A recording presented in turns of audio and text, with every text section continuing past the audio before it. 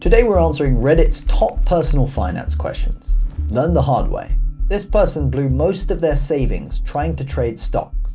So I spent 7 years of my life learning how to do this stuff. We're here today with Ryan, who's 17 years old. He's been investing since he was 11. And while I did it pretty well, I think it's the biggest way you could lose everything you have. Professional investors work around the clock to get an advantage over ordinary folks like us. If you're working a job all day, the few hours you have to find good investments is simply not enough to beat the people who do this for a living. Investing in individual stocks has winners and losers, but a diversified investment portfolio hardly fails. It is always better to get rich slowly, because those who make money quickly can lose it just as fast. There are two ways to become very wealthy. The first is the safe method. This is when you put your money into safer investments like property or index funds. You'll never make crazy returns, but your net worth will gradually increase over time until you have enough money to relax. The second approach is a disaster for most people. It involves risking more than you can afford to lose and making impulsive decisions that eventually wipe out all of your savings. Take lots of risk with your time to make money, but preserve your hard-earned wealth at all costs. I earn $1,000 a month worth of interest by keeping $250K in the bank. Keeping your money in a bank account is probably one of the worst decisions ever. There's lots of other safe ways to make a better return on investment, like property. Let me show you why.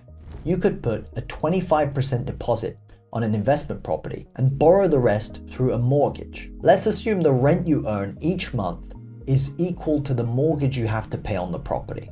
This means you won't make any cash from renting it out. The only way you make money is if the property itself increases in value. Over the last 30 years, US house prices grew by 5.5% each year. So if you put down $250K on a $1 million property, a 5.5% annual return makes you $55K a year in profit, or $4,583 a month. That's over 3 times what you'd make putting the money in a bank account. Although properties sometimes need maintenance and take a bit of time to manage, there are also some additional taxes and hidden fees that come with buying and selling properties. I have a good paying job, and for the first time in my life, I can afford anything. My dream is to start a small business and sell art on the side. I feel drained and depressed going to work. The thing is, social media forces us to believe that you're either an employee or a business owner. But you could actually do both. Start a side hustle, and if you really want to leave your day job, only quit once you're making enough money to replace your usual income. That way, if your side hustle fails, you can try something else again and still be able to make ends meet from your day job. Do you splurge after a financial milestone? Someone says, tomorrow is not guaranteed. Live a little. True, celebrating is important, but focus on the bigger picture. You can always treat yourself in ways that make you happy without going broke. Spending more does not always equal happiness. The key is to celebrate small and win big. When I made my first 10K, I treated myself to a $3 milkshake. When I hit 100K, I bought a nice suit to replace the one I was wearing for years. It's like $200. But I see people splurge on things like luxury cars after their first big payday. The problem is, expensive cars come with lots of maintenance. And if your income dries up for some reason, you're in trouble. You should find inexpensive ways to treat yourself. Remember, every dollar you don't spend is another you can invest. I keep seeing people say they work remote and are able to do so all over the world. Are there any jobs outside of tech that can be done remotely? So I've worked remotely for the past 3 years. I spent most of that time in tech, but I'm not a developer like you'd imagine. I'm a numbers guy. Here are some jobs you could do remotely. 1. Become a salesperson. This is probably the easiest to do. You can get paid for what you do rather than how many hours you put in. Being a salesperson is basically using your voice and charm to make companies money. 2. You could also be a graphic designer. If you like designing things and know how to use tools like Figma and Photoshop, you can make cool visuals for a company's brand. Or 3. Work in marketing, or to be more specific, social media, coming up with viral ways to get a business out there. These 3 jobs don't really need qualifications. You can learn and practice all of them at home. The strategy I used was focus on being great at just one thing and do free work for people until they want to pay you absurd amounts of money. I'm 22 and started a new job 2.5 months ago. It pays $63K a year, and after taxes, my monthly income is about $4,080. I currently live with my parents, but I'm on the fence about wanting to move out because living here is rent-free. Even if I moved out now, I could put $500 into my savings each month and be left with an extra $1,000. If you have the option to live rent-free with your parents, don't rush to move out. Here's why. Let's say you move out and start saving $1,500 a month. Sounds alright, but imagine your car breaks down and now you have to cough up $3,000 pretty quickly. That one expense wipes out 2 months worth of savings immediately. But if you're living rent-free and saving over $4,000 a month, that same $3,000 repair is just about 3 weeks worth of savings. Still a hit, but way easier to manage.